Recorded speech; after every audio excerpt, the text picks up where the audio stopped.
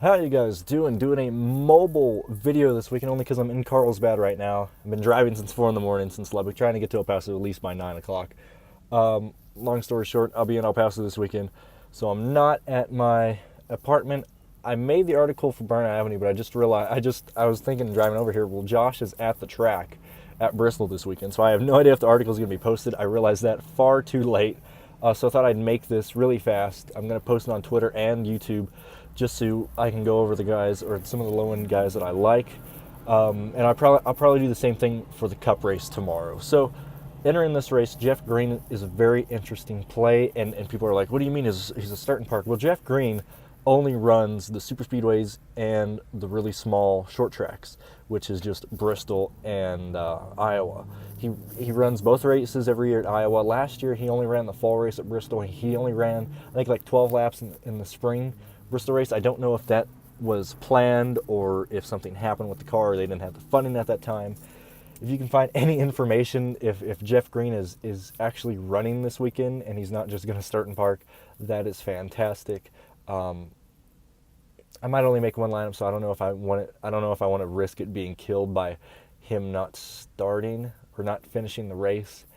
It's just, man, I think he's like $4,900, and if he actually runs, I mean, you'd be crazy not to play him. When he's at Iowa this year, I'm running Jeff Green. He did confirm on Twitter that he plans on running the full race at Talladega, so he's in play there, and it'll probably be like $4,700 there.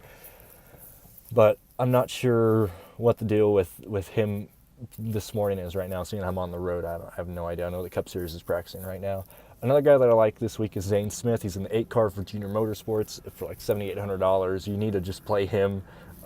He has a top 10 car, and he ran like 80 laps in the 2 practices. He's very comfortable in the car, and I think he only has one start this year, at least on DraftKings, so I don't know if a lot of people are going to actually pay attention to that or not. It seems to be that if there is a no-name, very low price, either in the Truck Series with driving for Kyle Busch Motorsports, or in the Xfinity Series in the 8 car, DraftKings does not price them correctly just because they're in a dominant car, you know.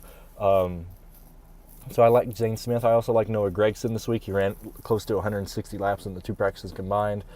And a lot of people, I've heard some people find that concerning because they're like, oh, well, he doesn't like the car. He's going out there to do more adjustments. Not necessarily. If you're running that many laps and you're not making that many changes, that means you're comfortable with the car. You're just making sure everything is squared away. I like Noah Gragson, and Noah Gragson has a top 10 car easily. Chad Fitchum in the 42 car for MBM Motorsports, or Motorsport Business Management, whatever. 42 car has been getting really good this year. Chad is making an improvement, just not for that team, but as himself as a driver. They're actually funded this weekend. And the one thing you want to do as a race car driver and as a team owner is gain sponsorship. And one thing that they were able to do this week was actually add 2 sponsorships to their car. Chad was tweeting about it at Bristol. They just add them this week. So on top of them already running good, they're already getting more money and more funding. And I just really like Chad this weekend. He was 20th in both practices, but I wouldn't be surprised with the top 15 run. And I know a lot of people probably don't expect that. They expect him maybe to finish where he starts. I honestly would not be surprised with the top 10 or a top 15 run. So I like him there. And the other guy that I like was Christopher Bell. Sorry, I'm trying to remember without looking at the picture or anything. I like Christopher Bell for 2 reasons. One, he's the most expensive driver.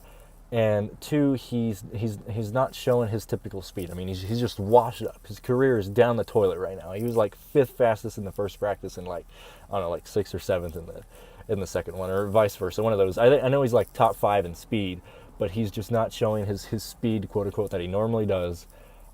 Because of that, I don't know if the ownership's going to be around him. He's the most expensive. He's not the fastest. I think most people are going to gravitate towards Cole Custer and Justin Allgaier. Because of that, I'm very interested in Christopher Bell, and you can throw Christopher Bell on there and still have a darn good team this week. I messed around with it a little bit last night when I was making my article, and you can still have a good team even if you pay up for Christopher Bell. It's Bristol, no Cup guys at all, so the prices are more evenly distributed. Just be sure to know who your dominator is. And it all depends on qualifying. Everything can change. I think they qualify in like, I don't know, 45 minutes or something. So when I get in El Paso, I'll probably make my lineup then. But I just wanted to put this out there, guys. I realized that sorry about that.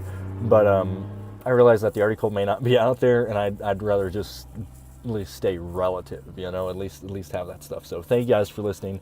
Video will be out tonight for the Cup, guys, and best of luck, guys. Good luck, and I will talk to you later.